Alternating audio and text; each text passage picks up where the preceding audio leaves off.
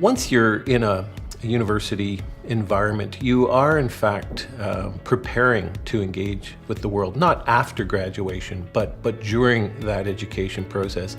This notion of engagement then is part of life at Mount Allison, where you don't stay on campus for 4 years and study in windowless rooms. You're in the community. The notion of the real world has to be part of education. In our office at Experiential Learning, we make connections with the faculty and help them to make connections or facilitate connections. What we're doing is just helping to articulate what has always kind of been here, where students are challenged to take what they learn and apply it in the real world. NA is really big on that and being able to give students that first step into a future career and being able to know what to do maybe possibly in the future.